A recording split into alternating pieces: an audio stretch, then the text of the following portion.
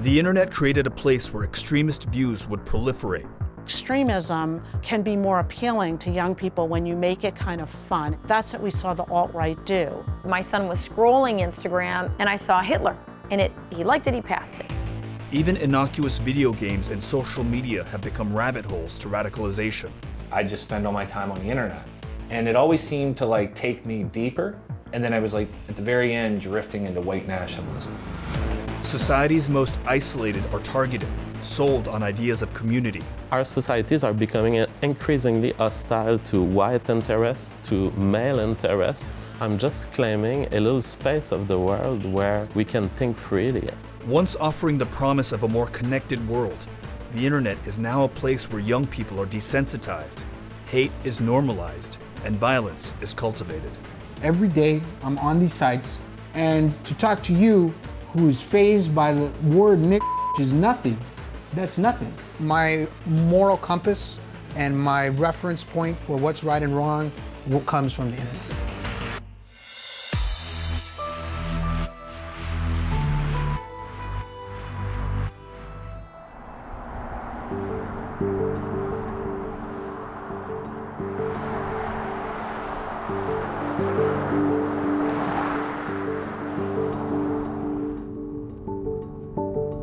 So we're heading out to meet a guy we've been chatting to online in one of these online forums that attracts gamers and attracts people in various hate groups, and we're approaching a little cautiously, a little nervously, because a lot of the people that we talk to on these forums despise the media. It's sort of a wonder that he was even willing to meet with us. He said he would keep his garage door open. There he is. He's waiting for us in his garage. Hi. Hey. Negan? Yes. Hey, I'm Adam. Hey, nice to meet you. Good to meet you. Yes. Negan, who was using his online alias, is 24 years old, unemployed, and currently living at home with his mom.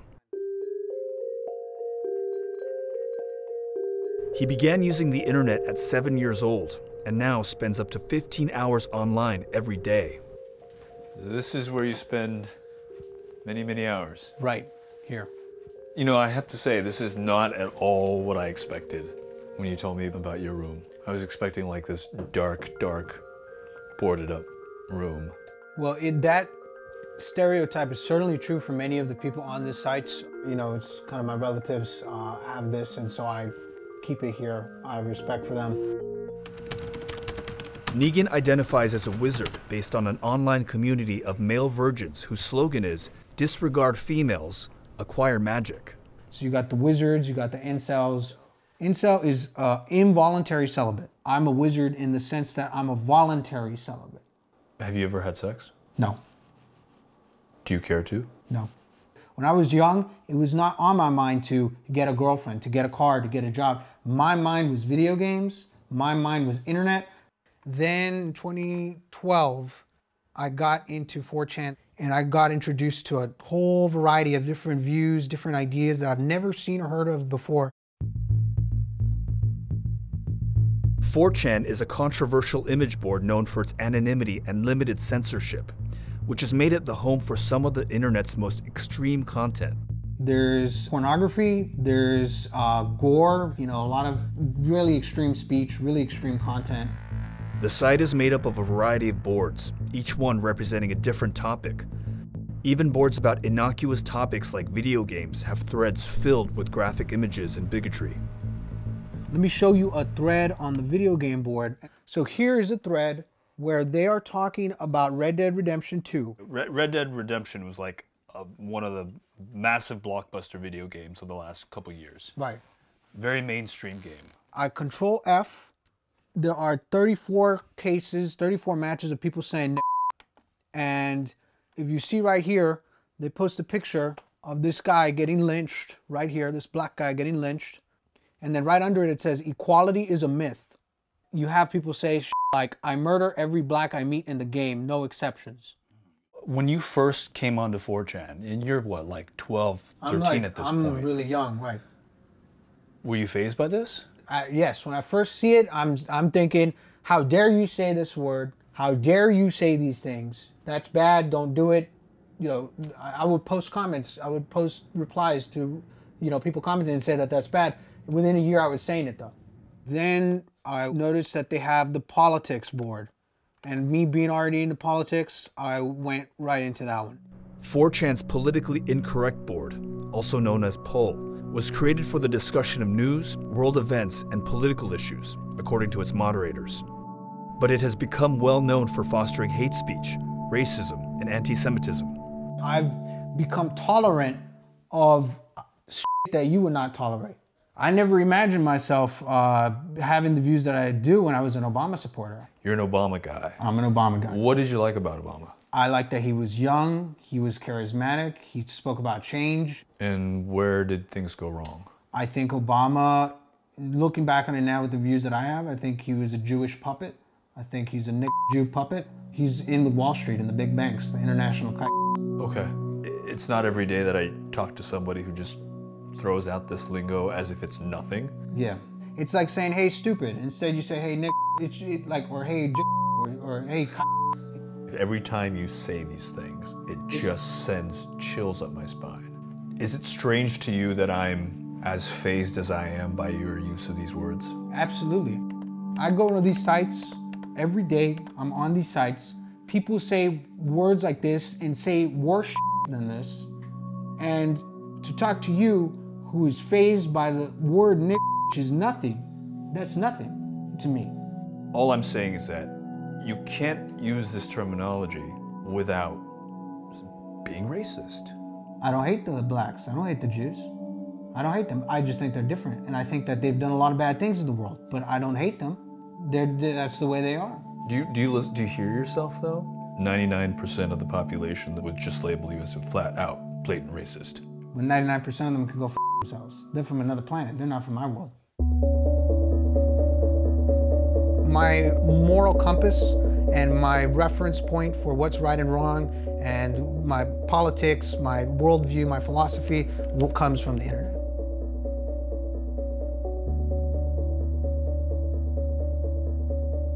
Who exists in your world? Like who are the people who are going to the 4chans of the world?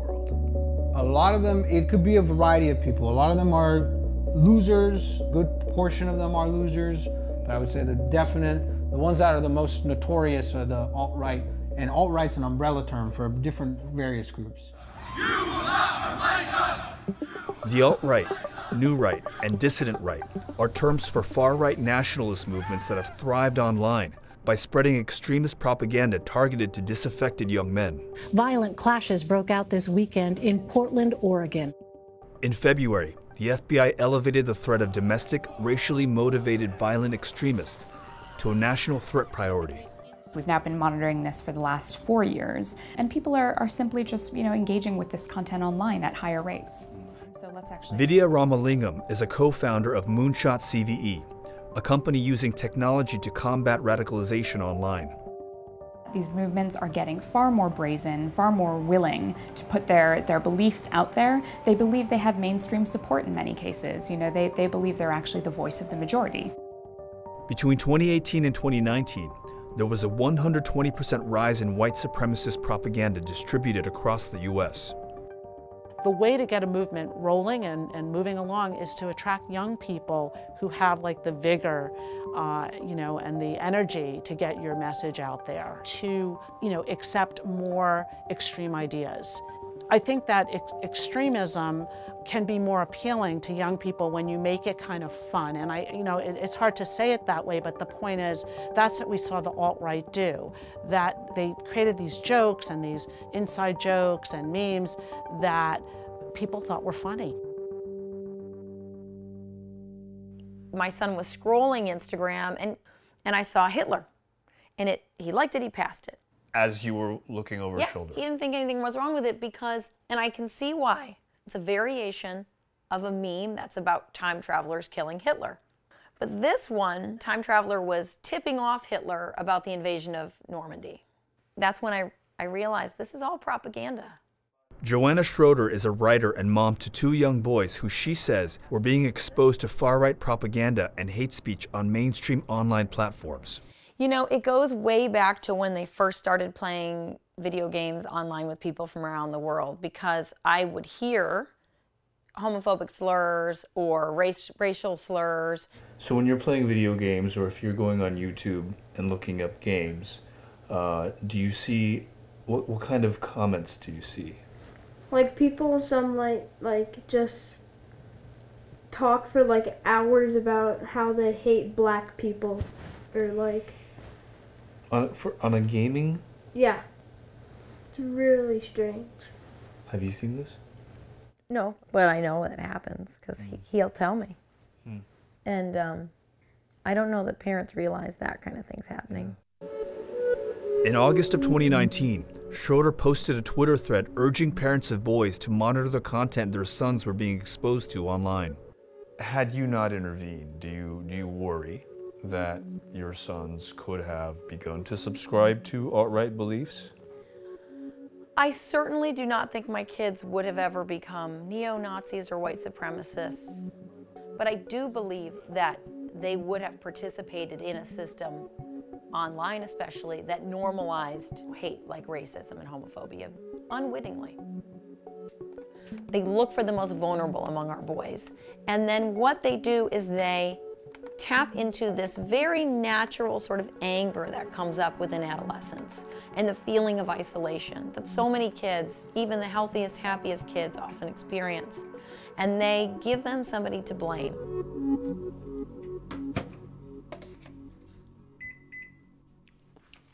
My parents, weren't really there. My mother was working all the time, and I didn't have too many friends. I've never been to a movie theater with friends. I've never been to parties. I'm a basement dwelling loser. Having grown up in a place that is probably 99% Mexican, right, in this border town, you came to all of this. How? In my room, thinking about it, using the internet, not interacting with the people out here in this town really, but kind of on my own. There's a misconception that everybody who goes to the alt-right kind of sites and everything is white. I myself am Mexican-American. I don't have a shred of whiteness or anything like that in me. I felt kind of rejected by society, rejected by my peers, and I also felt that I didn't really want to be around them. I would rather be in this world online. When I look at their pathways, their kind of stories as to what got them into the movement, there's a common thread throughout. It's oftentimes human relationships that get people into these movements. It's easy to think, oh, right, maybe they just saw a piece of content and that convinced them. That's usually not what gets people into this. It's usually that they're seeking a community, they're seeking some sense of belonging, and these groups and movements provide them that, even online.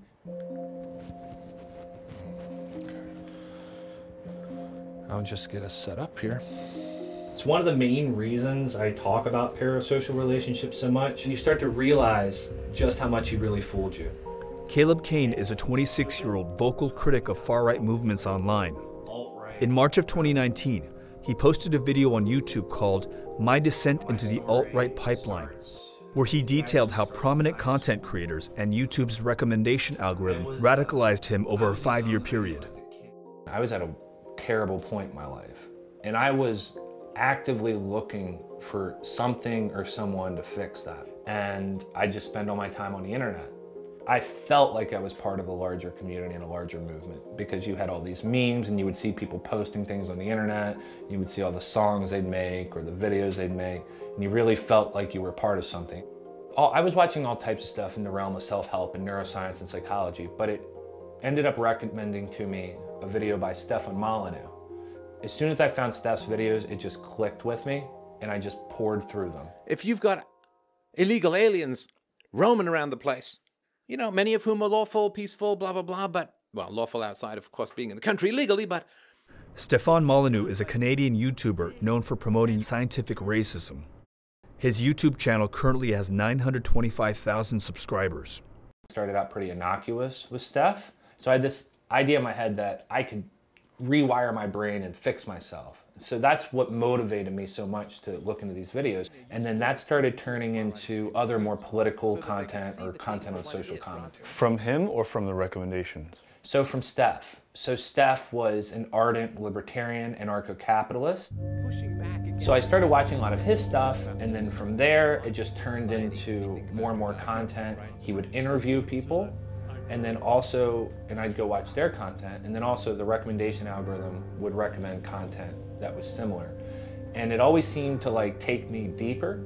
So I went from being a libertarian to being a conservative, and then I was like, at the very end, drifting into white nationalism, which was strange because I was always like a liberal progressive growing up. You know, I watched Jon Stewart and Michael Moore documentaries, and he painted this picture to me that the left was destroying the world. But when you go online, you're getting your perspective fed back to you over and over and over again. And if you don't look outside of that bubble, then it's going to start to shape the way you see everything. The American government has done so We much reached terrible out to things. Stefan Molyneux but never heard back, so we began reaching out to other prominent far-right YouTubers and set off a bit of a firestorm. The YouTubers began to tweet out our interview requests to their followers, and were then bombarded by a lot of their followers urging them not to talk to us. After my producer's email was posted, he began receiving a number of emails from the YouTuber supporters. CBS News Originals. Whoa! You have to treat journalists like shit, okay? You have to.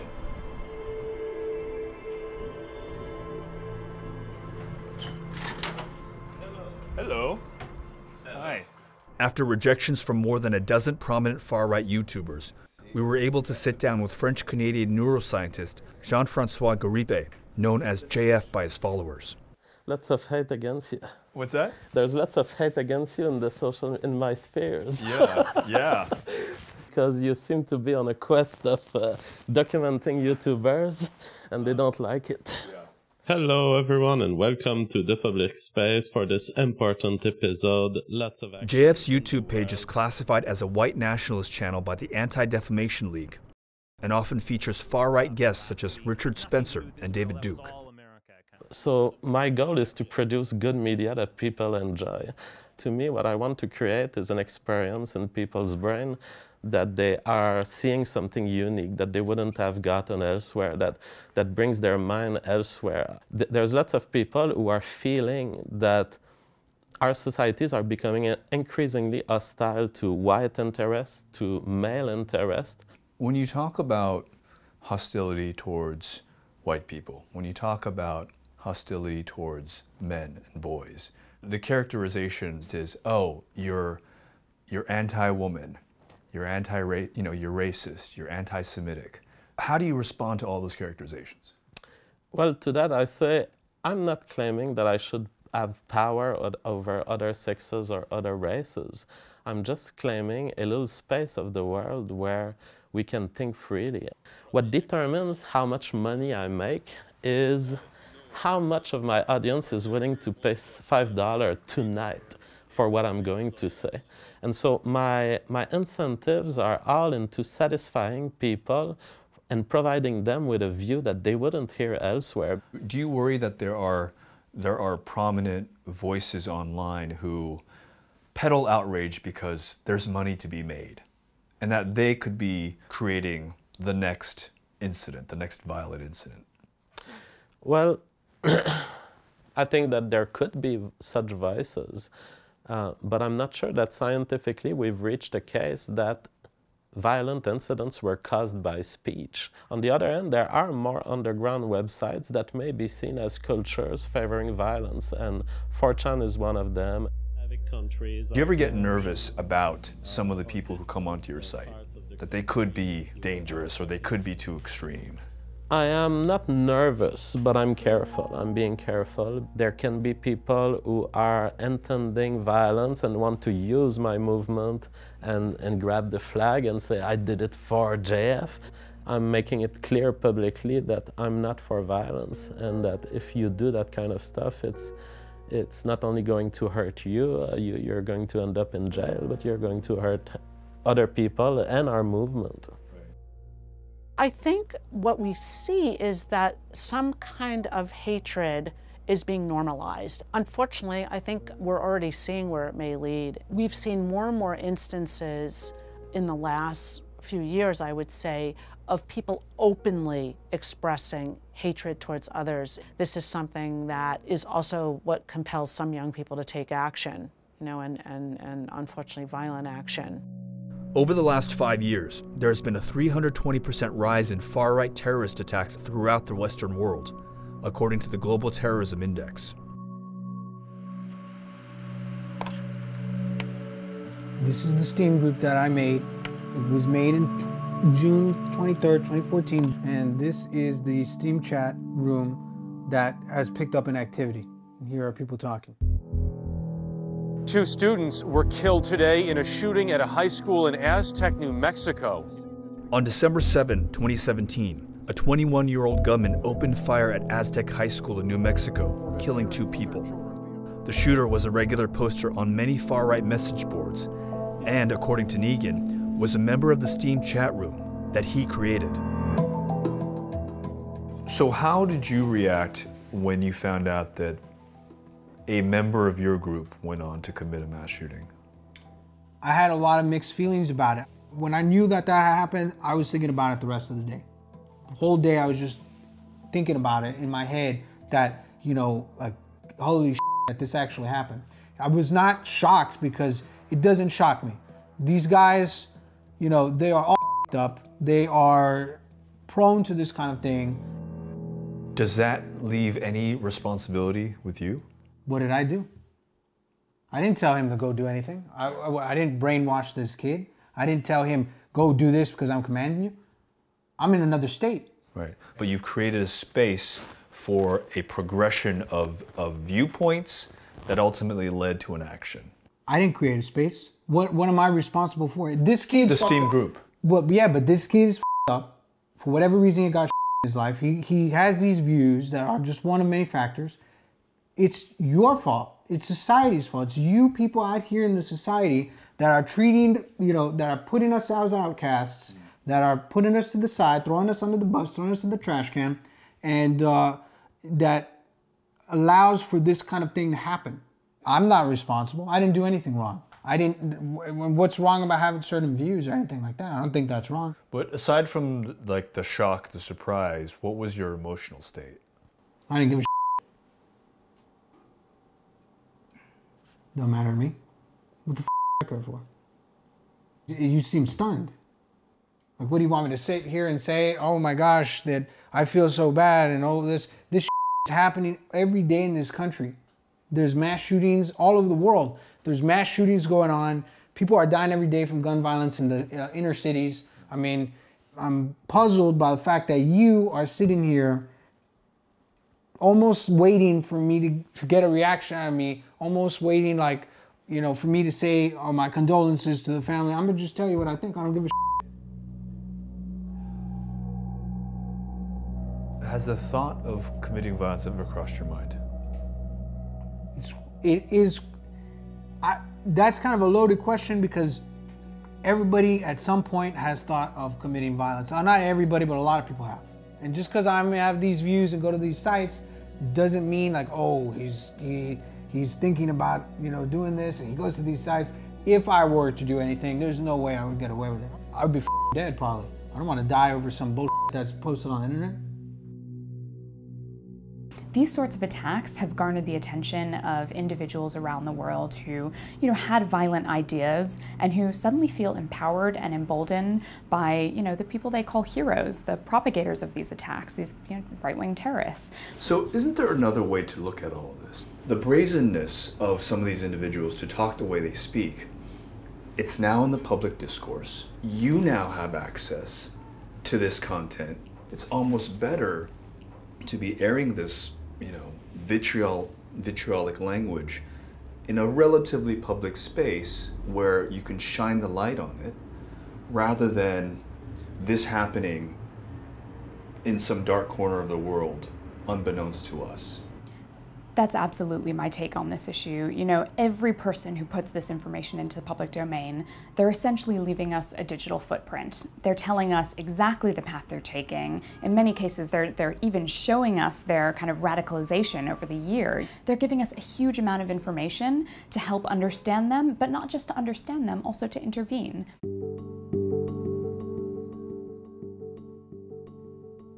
The Pyramid of Hate provides an opportunities to examine how hate escalates in our world. These are swastikas being etched into bathroom doors. Is there anybody else who's seen anything like that in their community? Right. It's almost everybody. The Anti-Defamation League's World of Difference program provides students with anti-bias education and tools to confront racism and bigotry. Who said they were gamers? Gamer? Do we see biased attitudes in gaming? When you get angry, they start like cursing people out, using like derogatory terms, the F word or the N word, or calling people things that you probably shouldn't say. When it does happen, it's like subconscious to you, like you don't notice it anymore. If it's been exposed to you frequently, you kind of get used to it, and you kind of become something where like it's normal at that point and no longer seen as something offensive. So what are you doing by sharing something on social media that is off-colored or inappropriate or stereotypical or hateful? And what happens when something goes unchecked? Having that speech go unchecked online makes them feel like they have the right to do it in real life. We're really trying to show them how hate escalates or how bias can escalate, and really what happens when hate and bias go unchecked, because there's nobody who is immune to the effects of what social media, what online activity, what the internet can do. You know, these hateful ideas can seep certainly into high school. There are steps we need to be taking now to address this. But I think parents have to play a role in terms of understanding what their kids are seeing online, what these ideas really mean, what do they lead to, and make sure they're talking about these things. Extreme ideologies and hate speech were not born on the internet, but online communities known for emboldening users and normalizing vitriolic discourse have made hate more accessible than ever before.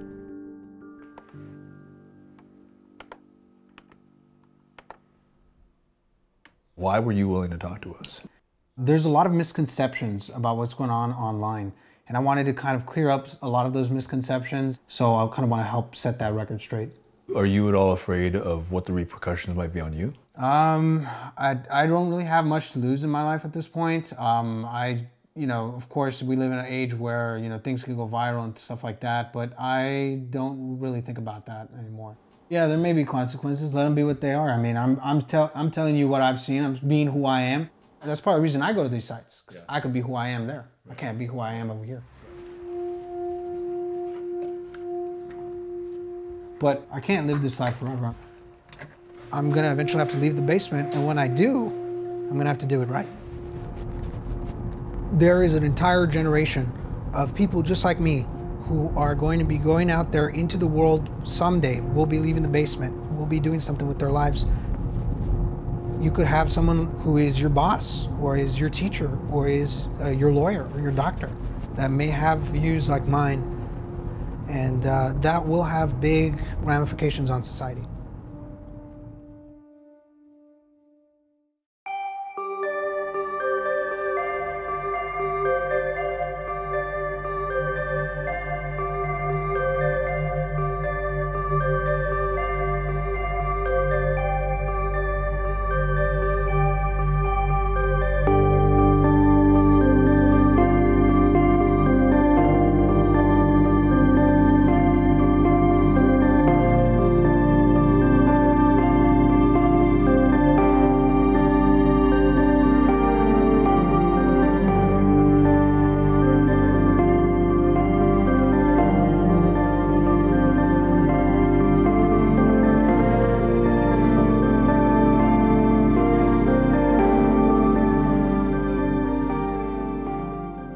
Hey, thanks for checking out CBSN Originals on YouTube. If you want to watch more documentaries, download the free CBS News app on your phone, tablet, smart TV, or any streaming device. You can also subscribe to our YouTube channel by clicking down here. Thanks for watching.